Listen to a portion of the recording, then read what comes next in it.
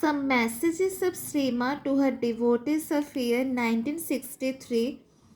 The first message is of 6 June of Srima to her devotees of year 1963, that is, meanwhile, in spite of all adverse circumstances, try to get back into this detached condition in which the material things lost their hard reality.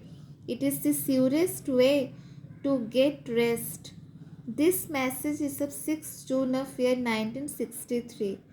Then one message of Srima to her devotees of year 1963 of 6 June, that is, you ask what is the difference between the liberation and realization. The realization of the soul is achieved when the whole being, including the physical consciousness and the ego, has got under the control of the soul through the psychic being, when all the activities of the being, including the physical, are governed exclusively by the soul in peace and quietness. This is the first step towards the transformation, which is the division of the integral being, and may come only after ages. You say also that the realization and the ego cannot go together. This is the quite true and form. And from the time of the realization, the nature of the ego is so much changed that we can say in truth that there is no more ego, although nothing is lost or wasted of what it represents in the evolution. But all this needs a very patient endeavor.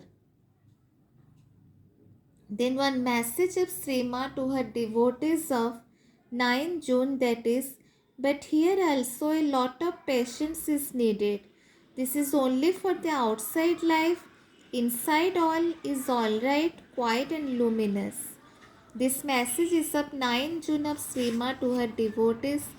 Then one message of Srima to her devotees of 23 June of 1963 year, that is, to be aware of the liberation of your soul means that you are sufficiently conscious of your soul to feel that something deep in you is quite free, independent from people and circumstances, untouched by grief, displeasure, or anger, always calm and with a quiet contentment.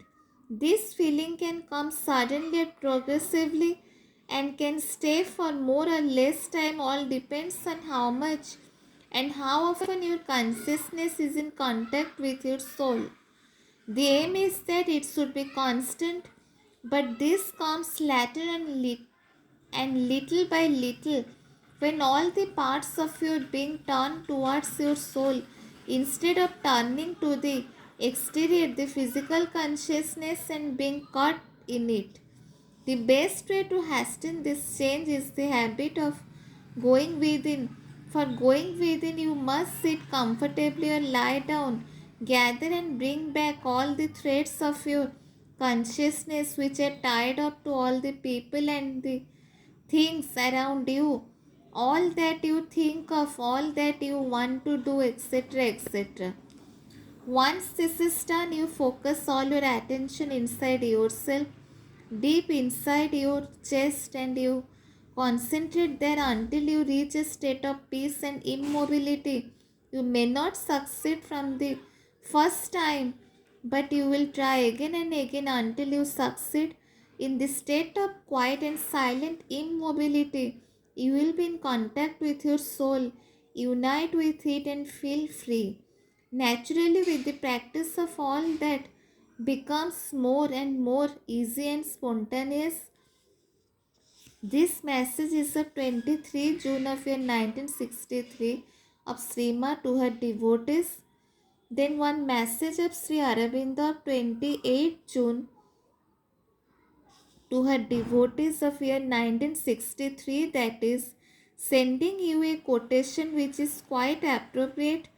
The one need for you and for all is to be, even in the darkness of the powers of obscurity of the physical consciousness, stubbornly faithful to your soul and to the remembrance of the divine call. Then one message of Srima to her devotees of year 1963 of 28th June, that is, keep a quiet confidence and all will be alright. Thank you.